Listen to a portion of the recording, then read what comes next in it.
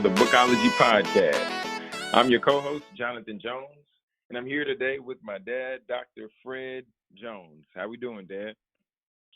I'm doing great. It's a wonderful day. Wonderful day. Yes, sir. It's a beautiful day indeed. It's a little rainy out here, but outside of that, everything is great because when it rains, of course, that means the seeds grow. That means the trees grow. That means the flowers are growing. So now, Dad, what did you really want to focus on today? Did you want to flip the script today and you wanted to talk a little bit to me and put me in the hot seat? I think that's what it's all about. I want to talk to an author who's gone through the process of writing and publishing a book and who's now have gone from business, brand, book. I mean, basically, I think that's what you were doing when you got started. You were doing the business, and then eventually your brand was established, and now you have this book. So I wanted to talk to you about that process. Yes, sir. Yes, sir. Most definitely. Well, just like you've said before, right around 2014, before the book even came to fruition, the focus for me was getting my message out and helping people focus on having a more optimistic lifestyle. And the platform that I utilized for that was entitled the No Complain Campaign. So just challenging people to always reflect and be grateful for what they have as opposed to what they didn't. And then when me and you got together and then I hired you to be my book coach, that was when the book was then birthed by us sitting down, talking through principles and putting a system in place to not just focus solely on optimism, but that was one part. But ultimately you helped me as we talked through some ideas and talked through some concepts to put other principles within the book so then that it could serve me going to colleges, going to high schools.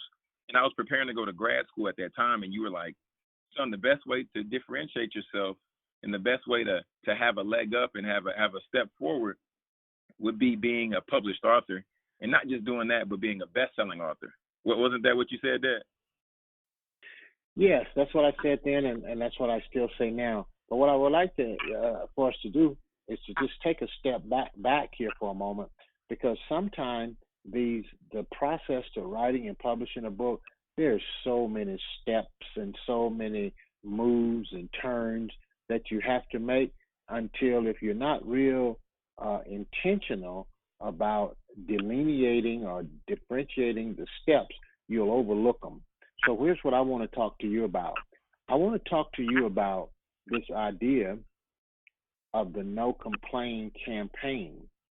Now, this was something that I saw you doing through social media. I was in Atlanta, you was in Dallas. And I remember you calling me up one day. You said, Dad, you heard of this guy, Les Brown?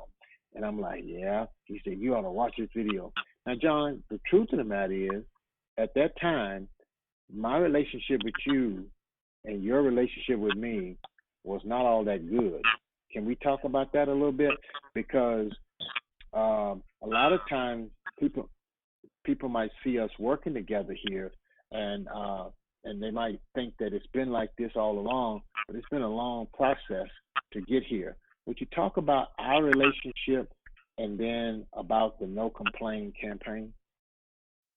Yes, sir.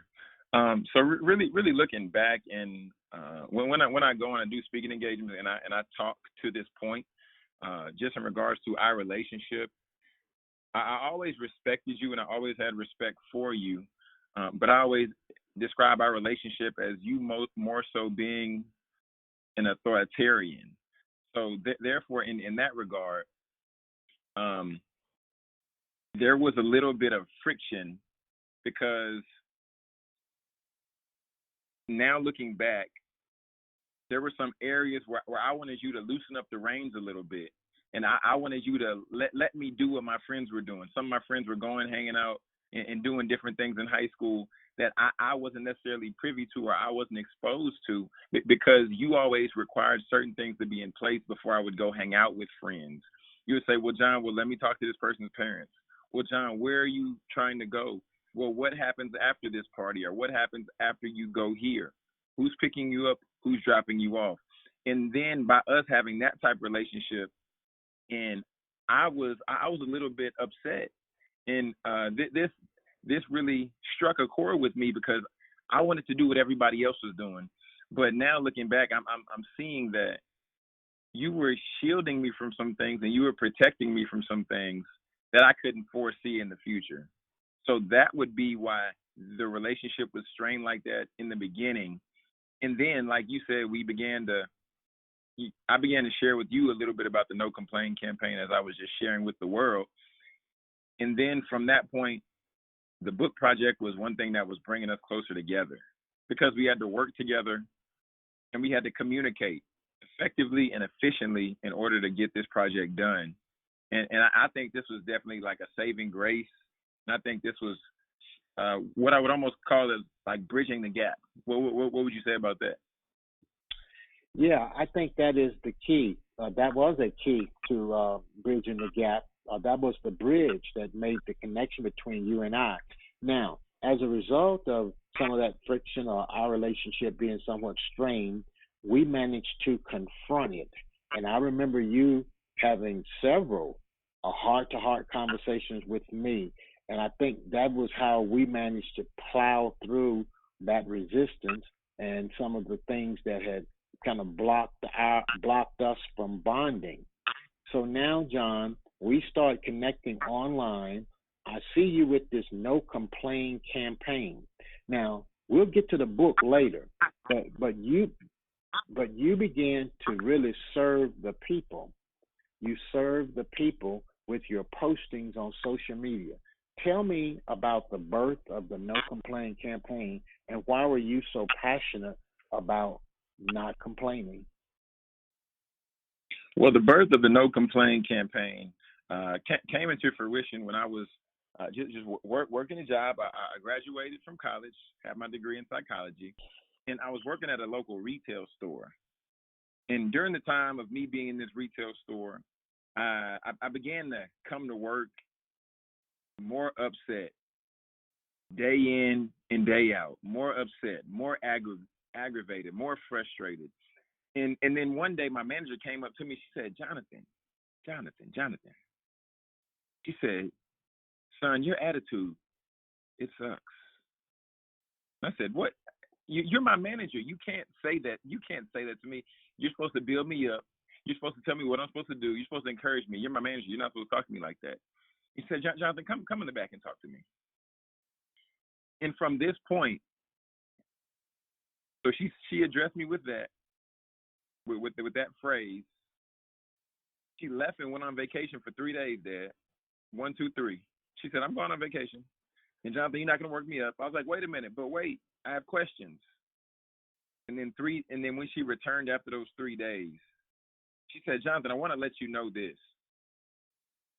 She said, I wasn't saying that to offend you. She said, I was just saying that to help you and bring to your awareness the fact and the way that you're affecting each and every individual in this store because you're being a cancer. She was saying I was negatively impacting those that brushed shoulders with me, those who I worked with, those who even came and who were patrons of the store. Because at that point, I had been the one with the longest employment there. But lastly, she said, Jonathan, I wanted to show you this so that ultimately you can make the change before it impacts you in a lot worse way than what you would even foresee. And from that day, Dad, that was when my perspective began to shift.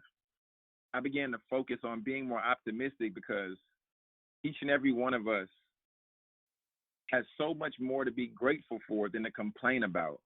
And I was complaining about the littlest and the smallest things just to find a reason to be upset instead of taking the action to change what I was complaining about. And ultimately to move that movement forward, I then began to utilize social media. And just like you said, that was when we began to connect right there. And that was when the message really began to go full force. Okay, so as your message was going full force, what saw you posting frequently on social media, and at the same time, you were speaking all over the place. I remember telling you, John, you need to be getting paid. But you're like, Dad, I want to speak. I want to go out and encourage kids and motivate kids. Now, at this time, you're already building a business. You don't have a book yet. You're just out doing your message. Talk to me about what was it like to be on fire with a message and to promote that message and doing it for free. Uh, Tell me about that. Comment on that.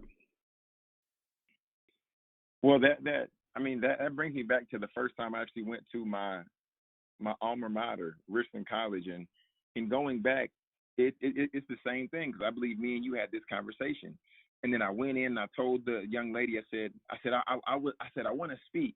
What do I need to do to speak? She said, well, do you want to teach a class? I said, no, I don't want to teach a class. I just want to speak.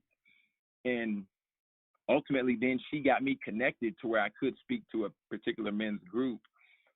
But to answer your question, it's just one of those things to where you're so focused and just so excited about something that nothing else really even matters. I wasn't even worried at that time about pursuing or seeking compensation because the goal was to shift the mindset. The goal was to push optimism. The goal was to help people come to a spot and to reflect gratefulness.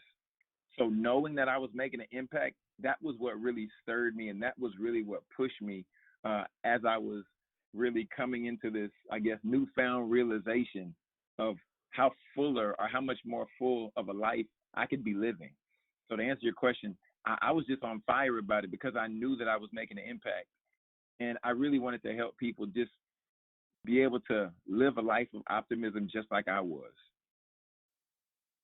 Wow. And so when you got to that crossroad of wanting to help them live a life just as you're living, I believe you made a decision that it was now time for you to write and publish a book. Is that correct? Yes, sir. That was when, just like we talked about earlier, that was when we began to take the idea because that was when Be Positive is one of the chapters that's in the book. But then that was when we sat down and we began to work through what what a complete project could look like, what a complete book could look like, and then ultimately how that could help me serve other people would definitely be the answer to that, Dad. And so we went to work and we rolled out the book. So what I'm wanting the listeners to hear, what I want you to hear, those of you that are listening to us, I want you to hear that oftentimes the business starts before the book. The business is what's in you that you're already doing, your wisdom, your knowledge, your skills, all of that. You just do effortless. And then the brand is you, the personality. And then ultimately the book comes. So that is what has happened here with our guest. And John, I don't really see you as a guest. You're my son. But Jonathan has walked through this path, and I wanted to just talk to you about it. So, John, since you've had this book, now you had the business, you're working out your brand. Now that you have this book, what has this book been able to do for you? Talk to me about some of the speaking engagements, some of the doors that have opened up to you as a result of writing and publishing the number one best-selling book on Amazon. Wow. Um, looking back at it, just because like we're talking about the branding, the book, and the business side of it, and really taking some time first and foremost, one of my biggest dreams was to get into that red circle, which is known as a TED Talk. That was one of my biggest things. I've written that down on many goals and New Year's resolutions, and then I was able to not only get one, but to book two TEDx speaking engagements in two different locations. Outside of that, then I hired a coach as well, a speaking coach. But having the level of accreditation of having a best-selling book has also opened some doors when it comes to reaching out to speaking at universities, to speaking with organizations, to speak at youth summits. as we're speaking now, I just returned just the other day from speaking at a youth summit where they brought in 20 or 25 different groups from different parts of the state of Texas to come together and do a summit. So doing those things has been put in place, and then even from the book, then we built the Speak Your Success podcast. And talking about branding, the way we branded the book, it had the gold letters and it had that blue. It's like a dark, rich turquoise blue background. We used that same branding to then cross over for the podcast, which then also came from the book to further the reach and further the platform and the message. And now we've even also created a t-shirt printing company, Speak Your Success Printing Studios. So we've been able to do all of those things, and it ties back to the book, because the book opens the door, and then we're printing merch based off the book. We're doing engagements where we're sharing the content from the book and doing book signings and even things like that. So, I mean, the book definitely has been the biggest thing to break down the door. And now there's been so many other opportunities, and we're definitely looking just to go higher and higher, Dad, for sure. Well, John, I think you've done a phenomenal job of working your business and developing your brand, and then writing a book to set yourself out or to set yourself apart as a keynote speaker and a paid keynote speaker. And I'm very proud of the way that you've done it, and I'm proud to have this moment to interview you on this podcast. So I want to encourage all of you who are listening. Many of you got a book in you and you're thinking, I need to write the book. But I want to shift your focus, and I want you to think about your business first. I want you to think about your brand, then your book. And if you want to be a speaker or a coach, having that business mind up front, the book, the brand, the book, and getting that book out there is the number one thing that's going to set you apart as an authority and as an expert. So, John, I want to thank you for your time and thank you for joining me today.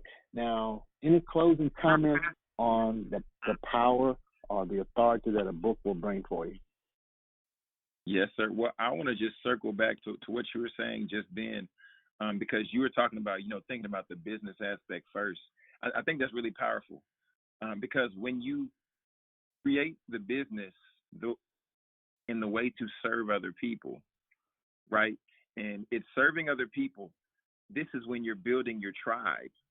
And like you talk about, this is building the email list, because you're serving people and they're used to you serving them and used to you providing them with great information. So then they come back and they're like, well, what's next? What do you have next for me?